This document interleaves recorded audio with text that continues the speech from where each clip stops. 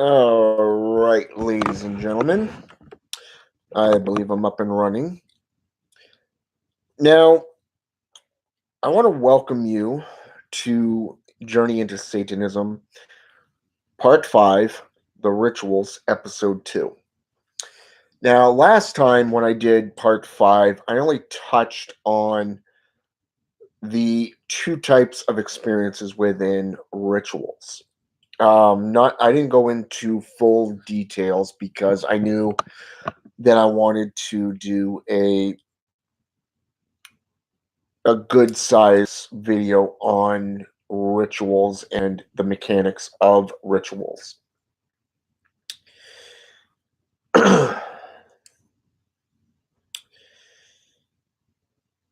Satanism is similar to just about every other path when it comes to ritual usage. A lot of people utilize prayer. Now, prayer and offerings are basically considered the same thing in some aspects. This is because giving, and a lot of religious foundations, such as Palo Mayumbi, when you give offerings of foods or drinks, you know, Santa Morte, rum, you know, um, say voodooism with alcohol beverages, paganism and Wicca practices with cakes and alcohol, such as wine and cakes, like some form of pastries. In Satanism, you have blood sorcery, when you give back through bloodletting rituals. So you see where that is constant within just about every single religion. But what about prayer?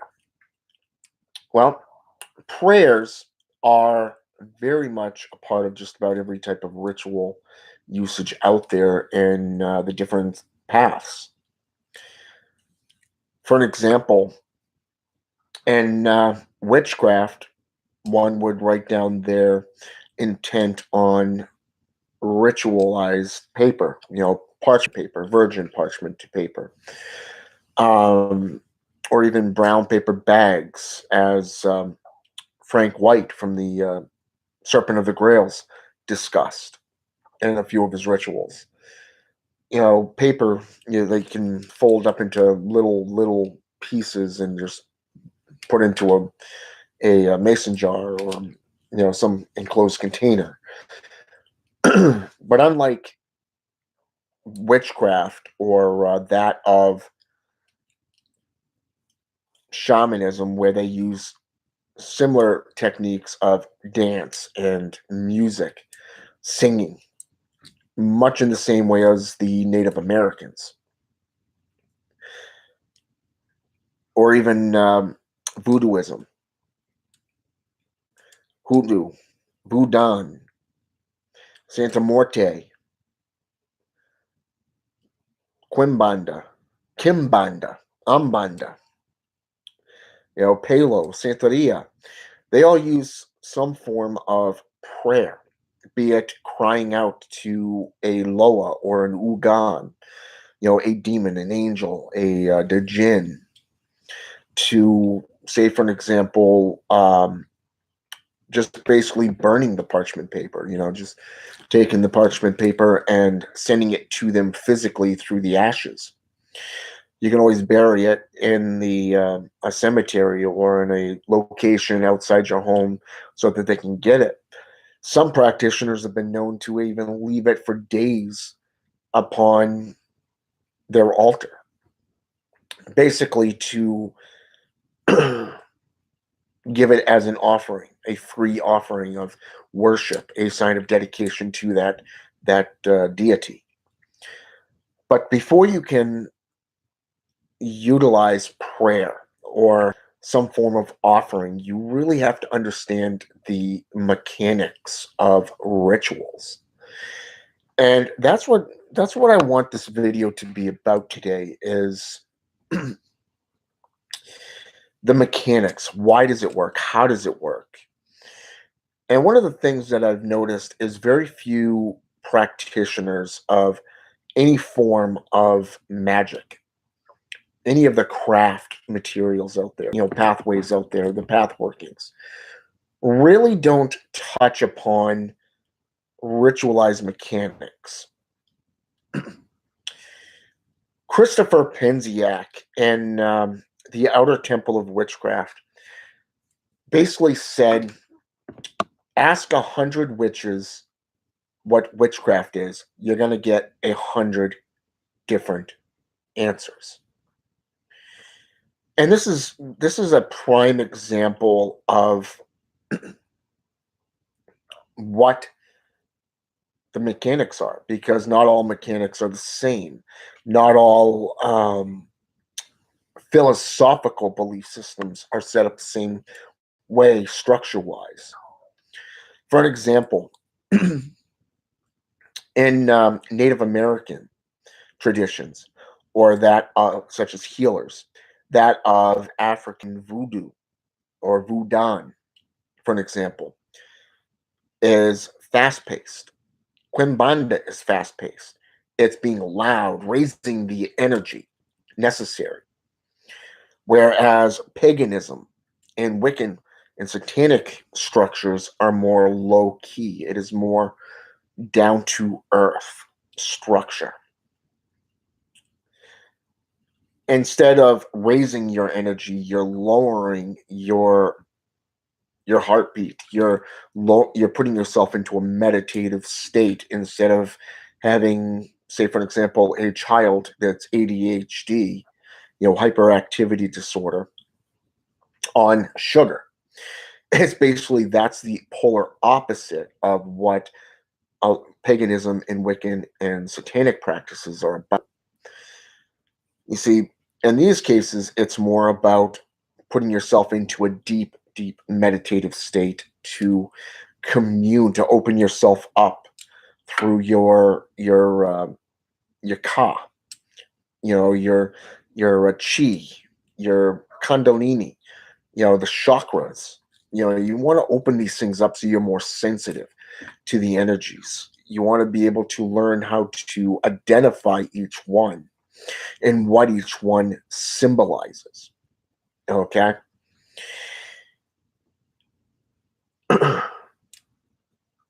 But when it comes to the fast paced religions such as Quimbanda, Umbanda, Santerias, Palo Mayumbi, where it's more about dance and song and making noises, utilizing gunpowder, sigil work, looking to become possessed even by the Loa, these intermediates between the gods and humanity. You actually have to discern which ones that fits you as the individual. It's not about jumping right in and going, oh, I'm a Polero or I'm a Magus. No, no, no, no. You have to actually work for it. You have to earn those titles. Now, on Facebook, you've got a lot of people calling themselves Magus. You've got a lot of people calling themselves Magister. You've got a lot of people calling themselves a witch or a warlock. Like earlier today, for an example, there was a lady in a witchcraft group. It was the practitioners of a white, kind of like a white light tradition group, and there was a question in there about people that this individual has noticed referring to themselves most commonly as a witch. Okay, but the question that she had, that this individual had, was, why not call yourself by one of these other names, such as sorcerer or sorceress, bruja or brujo, um, witch, warlock, magus, sage. Okay, there's a lot of different titles out there. Okay, especially like baron or baroness in necromancy. Okay, And this is something that a lot of people don't take into consideration. And most of them will sit there and argue with you about a more modern day thought form of what a warlock is that has been classified over the last 100 years as an oathbreaker or a betrayer. But they really don't go into the different eras, the different regions of the world to find out where these how should I say this? These terminologies come to be. Now, Wick means wise. And what's interesting about the word witch is it wasn't always spelled with a W. Before it was spelled with a W, it was spelled with a V, double V, as in V, as in witch. And this is going back and forth between the Germanic, the Anglo-Saxon regions, and the European or Indo-European regions. Whereas the term druid comes from ancient Gaelic. Okay, it is a term that is used to mean wise oak. Okay, whereas a Darak is known as a dark oak. And a lot of times when somebody hears the term warlock, this is what they go to because this is what they've been led to believe. And a lot of people don't realize that because of this, the world has become a closed minded, unknowledgeable possession. It's that state of mind. You've lowered your standards. You put limitations and adversities in your wake. And this is actually one of the reasons that a lot of people don't get into the actual arts and practices anymore. And I've noticed this more and more from the third world countries myself, such as Malawi or that of the Ethiopian region of Africa, where you got these practitioners wanting to get into Satanism, but yet they're unwilling to learn. They don't allow themselves to open up. Okay. For an example, I've had, in my experience, since I've begun teaching online and coming across my own students and everything, is a lot of individuals, especially from these third world countries, come in and they want to they want to get to know Satan, as in joining Satanism to become part of the Illuminati. Now, when you explain the difference to them, they're so close minded due to the war torn factions of Africa, but most importantly to the idealisms between Islam and Christianity. And then you have Catholicism on top of that. And then you have all these others like Wiccan and paganism and shamanism, witch doctors and voodoo priests and the Bokos, Boko or Bokors that are out there, and so many different beliefs that there's so much war going on, and they're more interested in keeping that division, that adversity in place, rather than to rise above it. And that alone is sad. It really is. Don't get me wrong. But when we're talking about rituals and names, yes, it is always one of the things that is taught through Satanism, but most importantly, other craft type practices is when you're indoctrinated into a specific coven or path through imitation, you're given a spiritual name. Okay. And this name is what you will be called through that coven or through the spiritual workings that you perform. And a lot of people don't realize this. They think that, okay, I read a book on Satanism. I read the Satanic Bible by Anton Szandor LaVey. Well, guess what? I'm a master of the world. I'm the master of the dark arts. Now you're just an idiot. But anyways, my point is this. I'm not trying to put you down. I'm not trying to tell you what to believe. I'm just trying to show you what you're going to come across when you step into satanic rituals,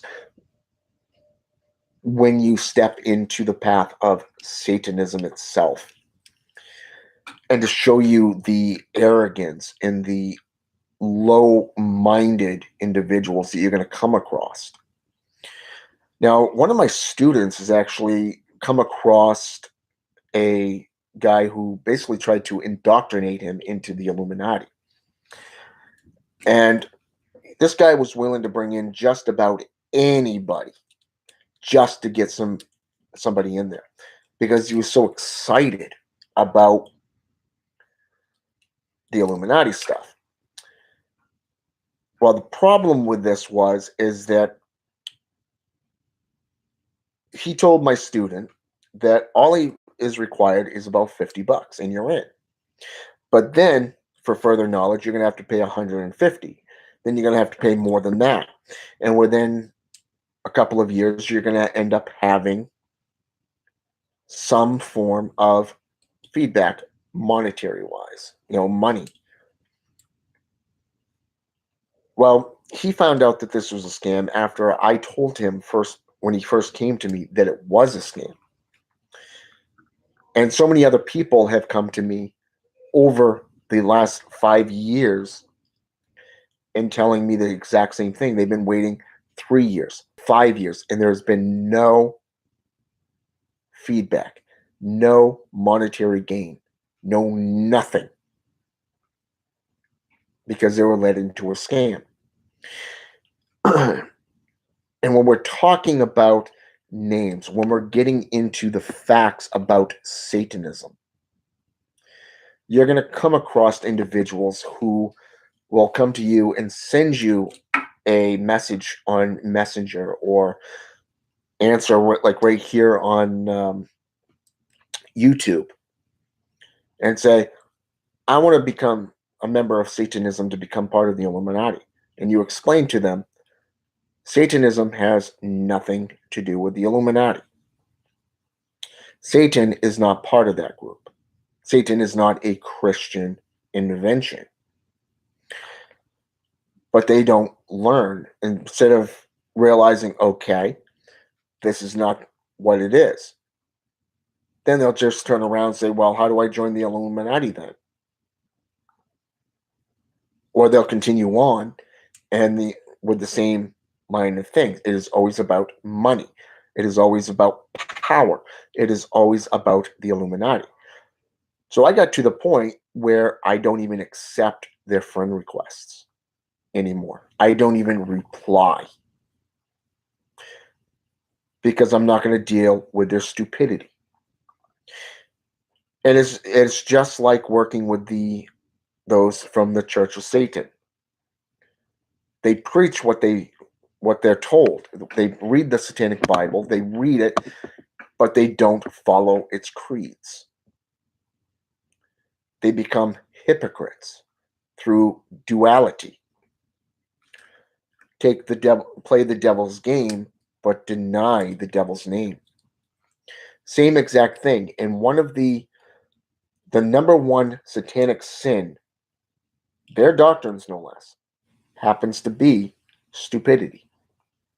It is said if only stupidity was painful, they would actually learn.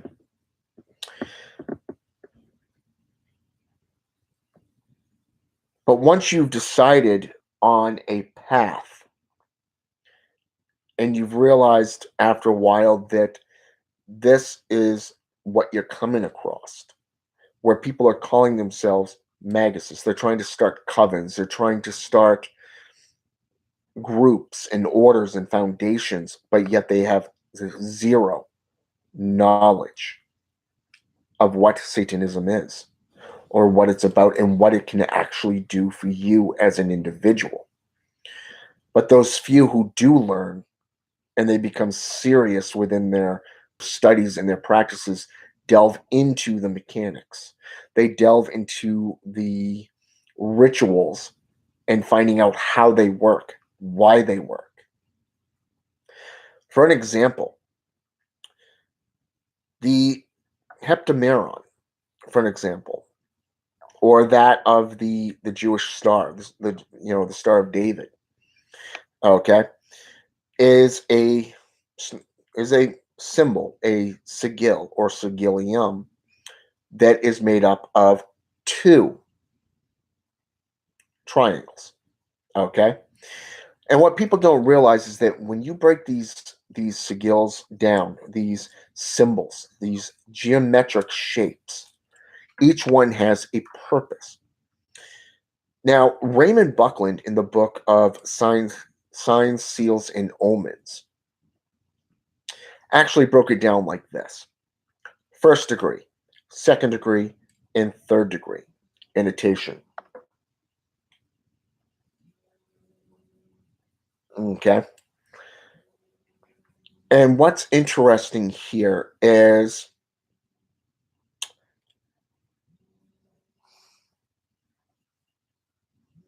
should have put my phone on silent. But anyways, what they don't realize is that when you get into the actual symbols themselves, pointed up, when you have the point like so, this is the phallus, the masculine energies. Pointed down, if you look at it, resembles the feminine, the vulva. Okay. Now you look at just about every religion out there. You have both a god and a goddess. Satanism, you have Samael and Lilith. Okay. You have Diana versus Canunos. Hathor versus Ra. Okay. Hera, Zeus, Freya, and Odin. Okay.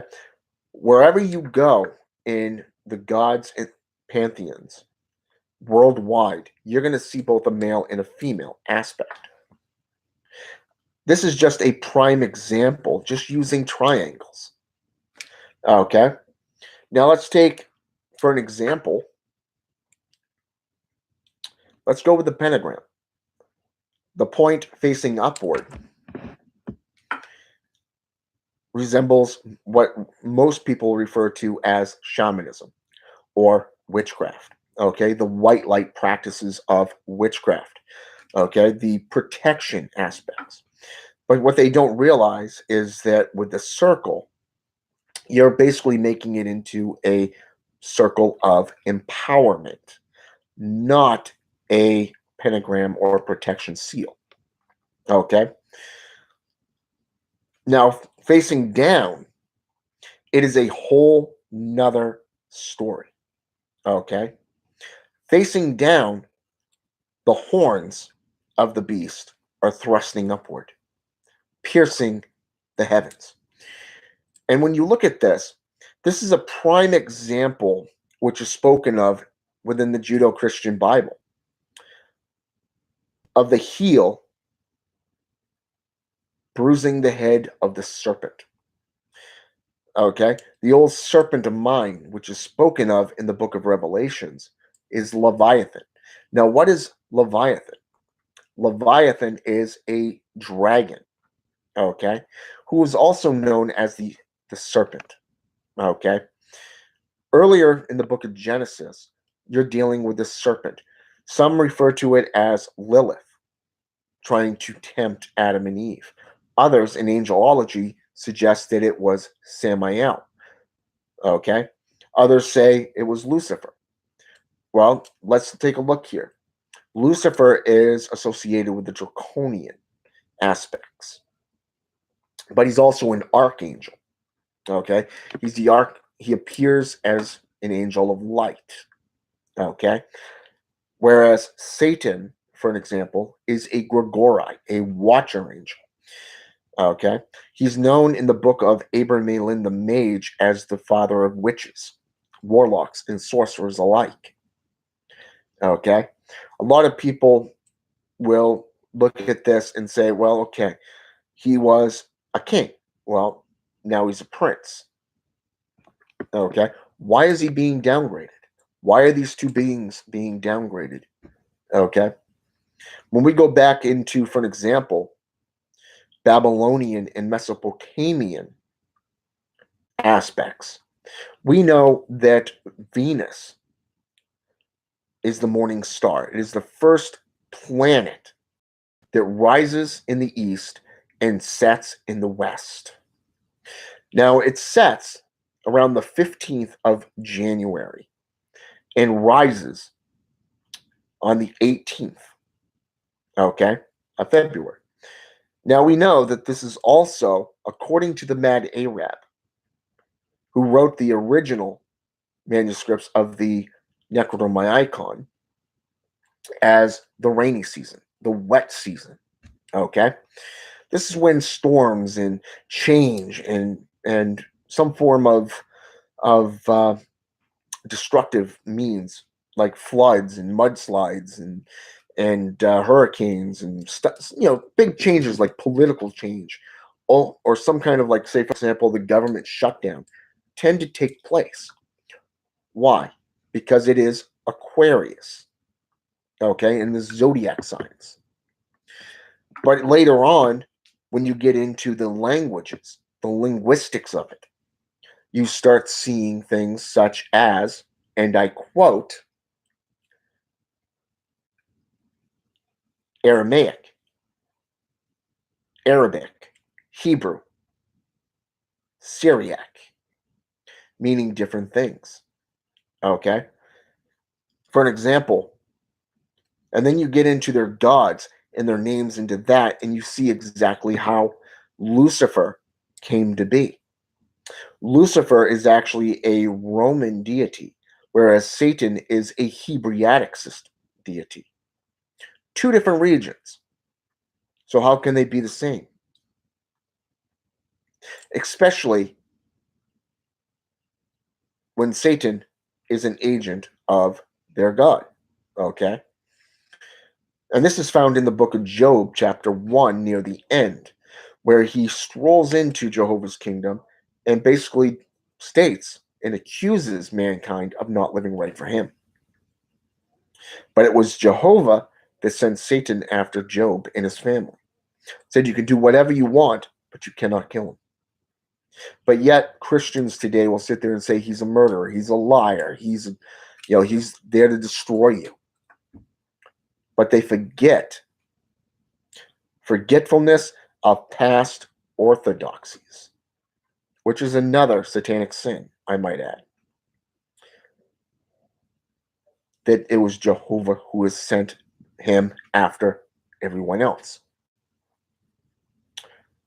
It wasn't until the Islamic tradition of the Quran that we find out that he's gone from the accuser to the opposer.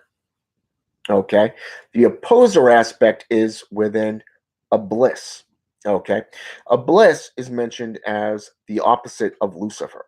Whereas Lucifer was cast out of heaven, a bliss chose to leave the heavens to forge his own kingdom because he considered himself a being of fire and clay rather than a man of clay. Okay, so why should he be different? Why should he bow to some lesser form being? Okay, now what's interesting to note is that when you get into other aspects of religions, philosophies, even such as the Hermeneutics, you get into symbolism, you get into the tree of life, the Kabbalah, for an example, or you go into what is known as the Klapoth aspects. The Klapoth is also better known as the tree of death. And Arioch actually speaks of this within the book of the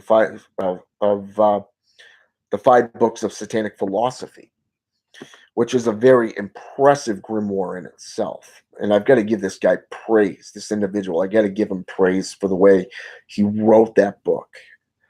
It's not only unique, but it's spectacular. It's well researched. It's well written, and it actually puts forth a system that works for those who are of the darker nature. What's interesting, though, as well, is that when you get into the Egyptian pantheon, you see the Thoth system, or what is Thoth, the master magician. And Babylonian, you have the magician or the sorcerer known as Marduk. Okay. And the Necromyicon, Marduk is mentioned again. But what's fully interesting here is that no matter where you go, be it Mesopotamian, you have Mephistopheles, the trickster, the pact maker. You have Astaroth, for an example, where you have to have a silver ring held to your face. But yet, there are 2 other angels, 2 other beings in demonolatry that you have to do the exact same thing with. Emma Iman, according to E.A. Koretting, you have to do the same. Sirik, one of the most loyal lieutenants of Lucifer, underneath Lucifer's Raphael, who is known as the scribe and pact maker, the infernal pact maker. Syriac, you have to do the exact same thing. When you speak to him, silver ring to the face. And this is to protect you from their foul breath, okay, which will cut you like daggers, okay? So when we get into rituals, all these things apply. It's not just alphabets or runes. It's languages. Why is Latin more potent than that of the English language? What is it about Enochian or that of Hellgate system of writing? Hellgate goes all the way back to the Chaldeans. The Chaldeans predate the civilization of Canaanites in the Bible. Enochian, which was founded by Dr. John Dee and Edward Kelly, claimed that this language has been around at least a couple more times throughout history. But what makes it potent? Is it the sigils? Why did Solomon the king have so much success with magic, with demons, with wisdom? He was a sorcerer. He practiced magic. Now, a guy on Facebook actually, he posted earlier today, and he said that Jesus Christ was the first Antichrist. When you think about it, names are a huge thing. Any grimoire that you study, from the Grand Grimoire to the Constitution of Pope Honorius, the Clavicle of Solomon, to the Black Raven, otherwise known as the Threefold Coercion of Hell. You go into the Grimoire of Armadale or that of The Magus by Francis Barrett. You go into, say, for an example, the Dictionary Inferno. Okay, you're going to see different rituals, but you're going to see different names. Even in the Sacred Magic of Abramelin the Mage, you see where everything is a Christian or Hebraic system name, be it Jewish, Hebrewism, Islam, Catholic, or even Christian in nature, such as Elohim, Jehovah, Jehovah Jireh, Allah, or even Elijah. Okay, these are all different names of power. But why do they not utilize such names as Lucifer, Satan, Orion, Azazel? Azazel dates all the way back to the book of Enoch. Well, I should say the three books of Enoch because there are actually three in one. He is the one that made a deal with Shemyaza, who is a much older angel, okay, who is supposedly the one who made the deal with a dark demonic entity by the name of Yukon. Okay. Now, a lot of people don't realize this because they don't want to get into the mechanics. They don't want to get into the reasons of why magic works and how it works.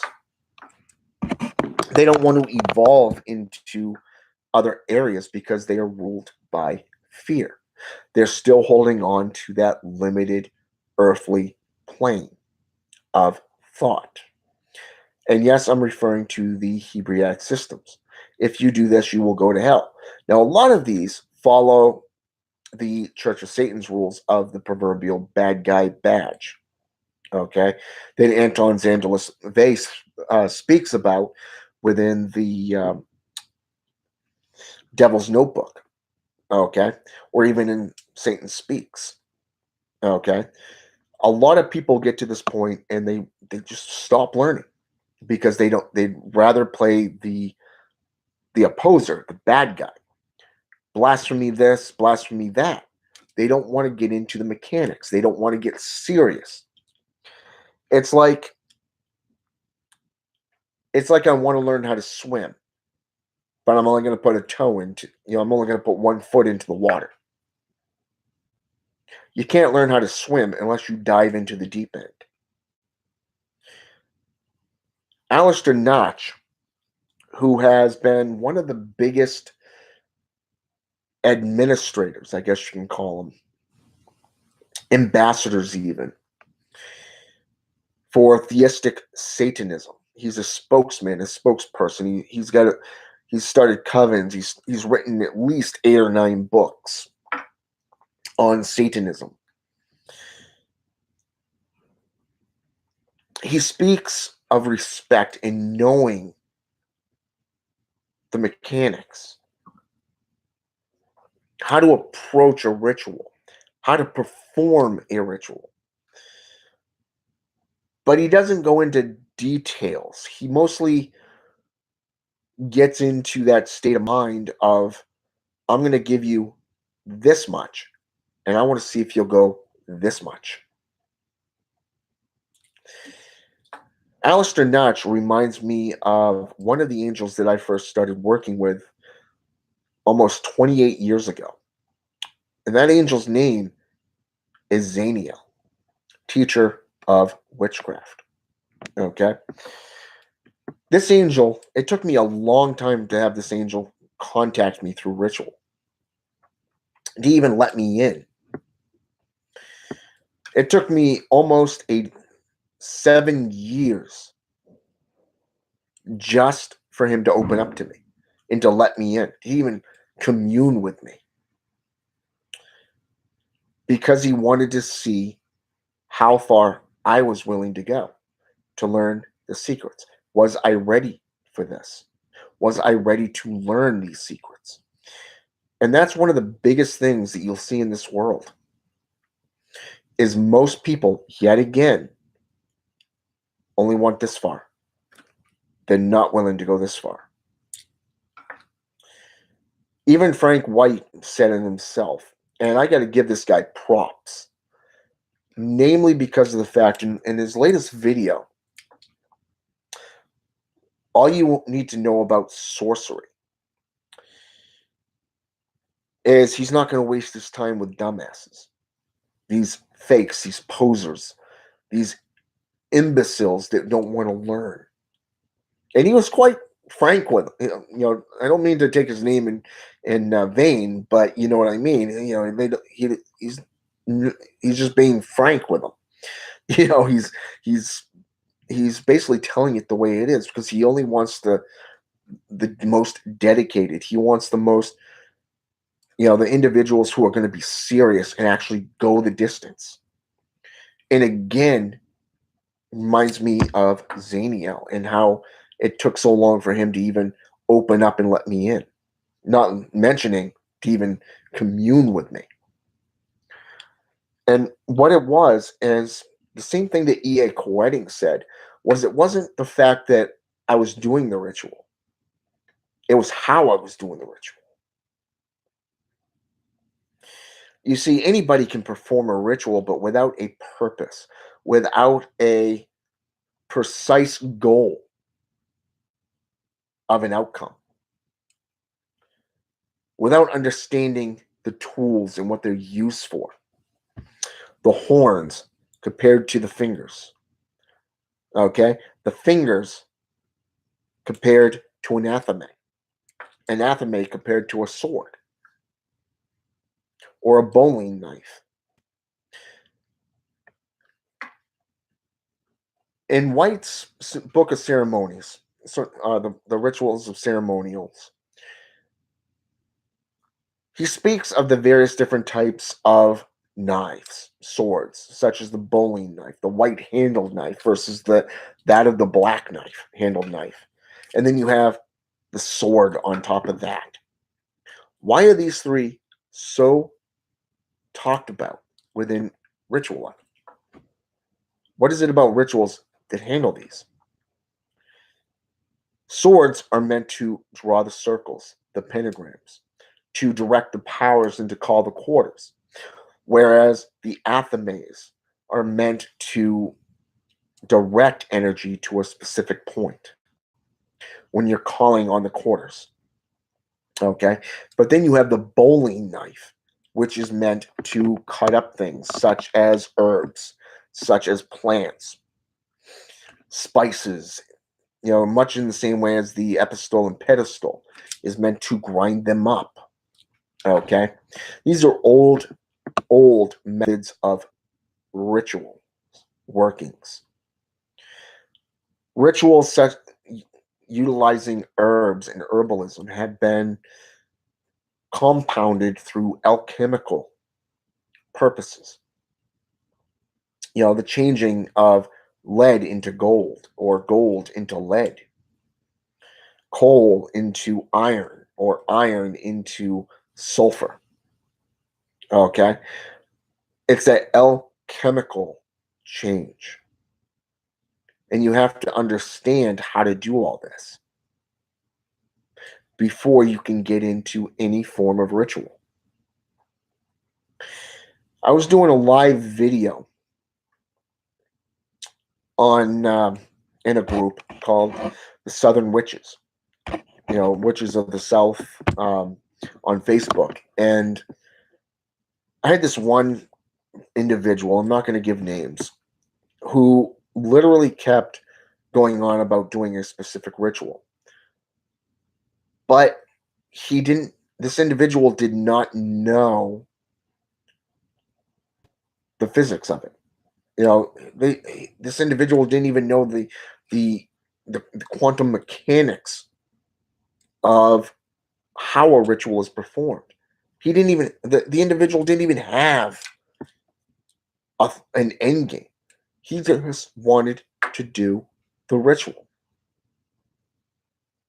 And I knew it was going to fail because he had blinders on. This individual had blinders on. And I had to get literally nasty with this individual. And I broke it down into ritual statuses about how a ritual is performed, how to go through it. And, in much of the same way as what Frank said in the video that I mentioned earlier, I actually got quite nasty with this individual.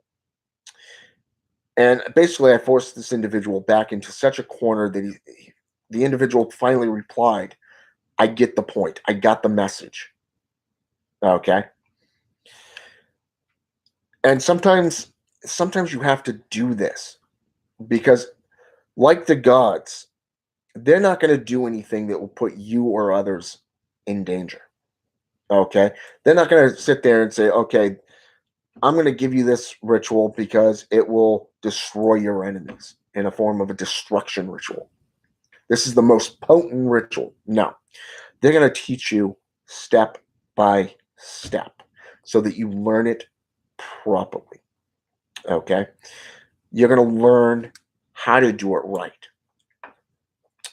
And they, as long as you're willing to learn and to meet them halfway, they're willing to meet you halfway as well. But it's when a lot of the time you'll find the issue within yourself. Yes, that's right, yourself. Okay? And I'll tell you why. A lot of individuals that I've come across in my career as a black magician, a sorcerer, a dark sorcerer of the darkest magics, is the fact that a lot of these individuals come into a religion and they'll post photos and they'll just simply say, Hail Satan. Hail Satan.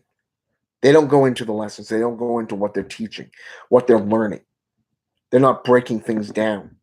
They're just doing the same things over and over again.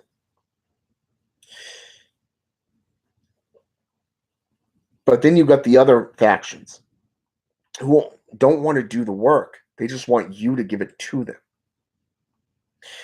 And this is why I don't give out rituals to people unless I'm sure that you are prepared to use them, that you have a full understanding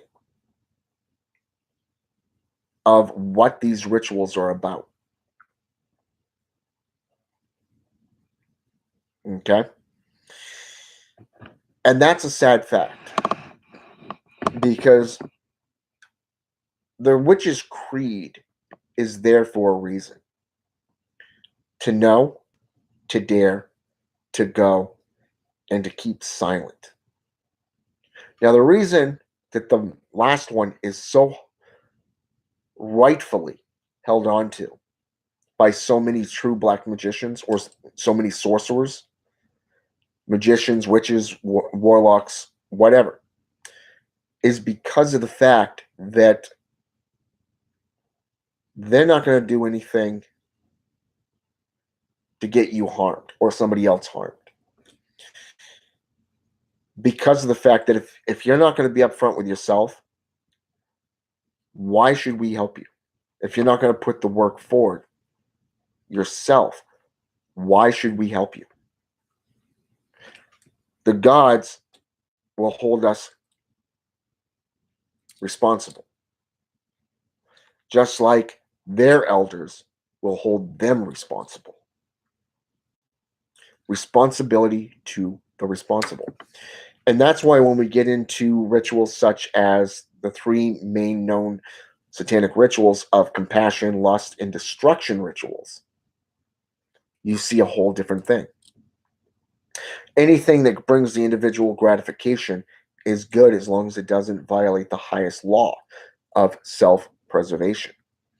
Now, these rituals can be broken down into lust rituals, which indicate, for an example, anything to do with succubuses or succubi, depending if you're male or female. Okay.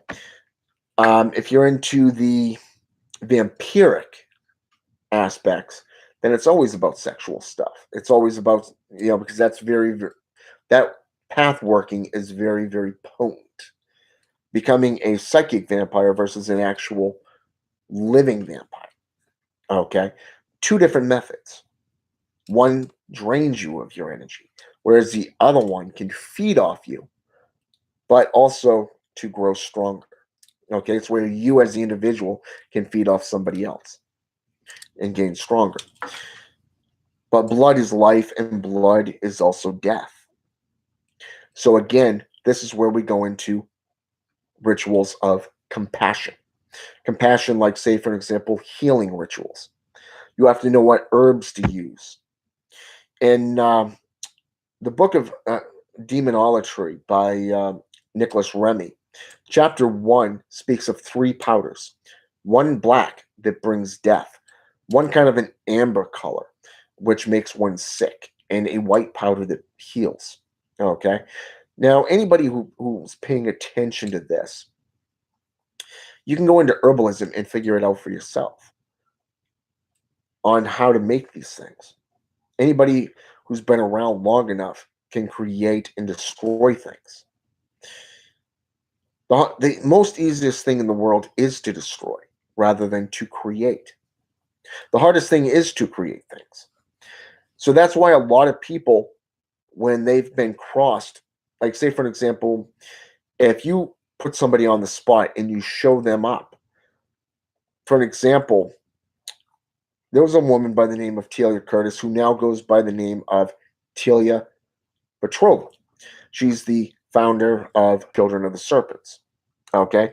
And the term children is what I grasp onto because that's the way I see her. A child trying to be something that she's not. She's hurt so many people that so many people have begun targeting her. Literally.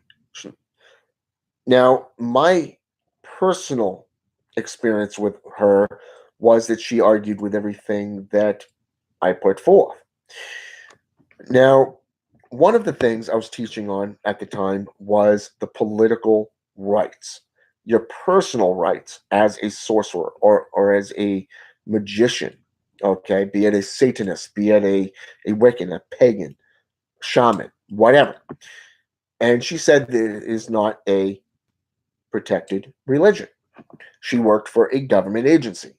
Well, later we found out not only did she not work for a religious, or I should say a governmental foundation, an establishment, but that same day that we were discussing this, like your personal rights versus the Ramsey rights, laws, which indicate or basically protect companies so that they can create their own mandates of how you dress and what you can wear on the job spot, versus say your First Amendment right, okay, which is to be protected by the United States government. Now, based off the fact that you have a foundation, you have doctrines, you have followers, okay? Be it an order, a temple, a church, doesn't matter. If you have followers, if you have a foundation, if you have doctrine, you are a protected religion. Well, she basically claimed otherwise. And the funny thing was is I took snapshots of the book that was right in my lap at the time and I put it on the screen, right in her group, right in full view of all members. Basically showing her up and making her look foolish, making her look stupid. She basically blocked me and banned me from her group and talked smack about me behind my back for a couple of years. She basically has turned a lot of people against me, and ironically, these same people who turned and started following her are now back in my corner after apologizing up one side and down the other that they were wrong. Even a guy that I had a run in with earlier, late last year, VK, this guy actually apologized in his video. He was led to believe something that was not true. He was given misinformation. So he basically apologized flat out because he chose to follow Telia Curtis. And today we know that she's not only facing criminal charges, from what I'm told. I personally have not seen the proof of that. I've been given a couple of things to look under, and as being one of the top 10 or some form of government FBI type investigation type thing where she's going to court on prostitution charges and having some form of one of the world's largest gangs of South America or Central America region going after her, which is why she keeps changing her name. This is what I've been told. I personally looked up these facts, and I can tell you that this gang does exist, and there's a lot of members here in the U.S. that have been taken into custody, but no mention of Telia Curtis or Telia Petrova. But there's been a lot of facts of proof of her incompetence when it comes to occultism. So, so this type of stuff is going to happen in your personal journey, especially when you start teaching. You're going to come across these individuals. Now, in this case, I showed her up with actual evidence, proof. Even some others jumped in and told her that she was wrong. They told her what links to go to. She still didn't learn. But bygones are bygones. From what I understand, she's getting what's due. Not my problem. I don't really care. But my point is that Satanism is not about attacking each other. It is about you as the individual, about you rising above the adversities, above the divisions, and doing your own research, doing your own work within the occult. This means taking what has come in the past, such as all the grimoires that I just named off throughout this video, throughout the three main ritual types of rituals that you can perform and what they entail, and put it into use for yourself. There are so many different path workings out there that only have one small piece, plain and simple. So with that said, that's been this video, part 2 of rituals. I hope it's been educational. I hope it's been enlightening. I hope that you go out and look at these sources that I've named off. And I hope you've taken a lot of this to heart, because you're going to need it if you're going to go into this path working. Some of the others is Turk-Suzij, the demonic Bible, who basically built off his foundation of the Embassy of Lucifer off that of Aleister Crowley's Thelema system, and he's taken it a lot further. Hell of a guy. Love this guy's work. You have the Temple of Set. You have the First Satanic Church out of Connecticut. You have the Brotherhood, Satanic Brotherhood out of New York.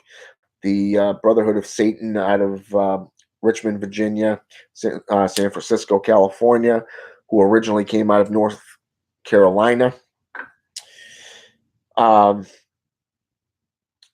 you're going to see, different philosophies. You're going to see different viewpoints and what they entail. So, with that said, look up these sources, look up the references, get your hands on the materials, and just delve into it. Experiment. Learn the geometric shapes and their meanings. Look up runes and alphabets to deal with, such as the Norse runes, the Celtic runes, the Greek runes, numerology, astrology, okay, the zodiacs, what each planet represents, how the angels or the archangels, the 7 archangels, were actually associated with the original 7 planets. And that actually includes the moon and the sun, by the way. The 7 different colors. Look into everything about this. And one of the main things that I would recommend is 3 books of occult philosophy by Agrippa. Very good work. Very good books. And you'll learn.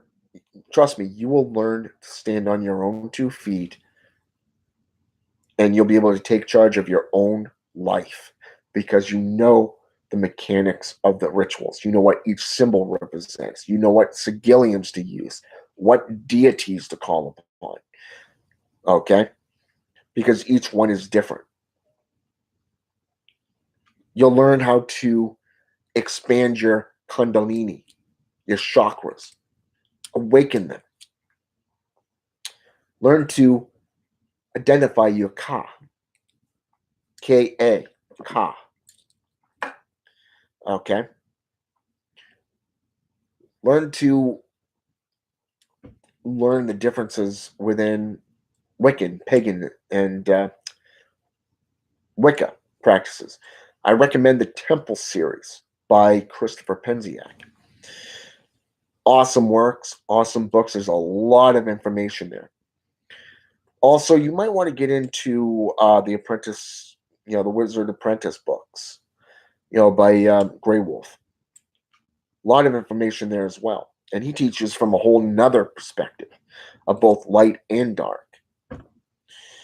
So get into these works, learn about them, and go from there. Make up your own mind. Don't do it because somebody told you to do it. Do it for you. All right? Until next time, enjoy. This Dark Sorcerer is out.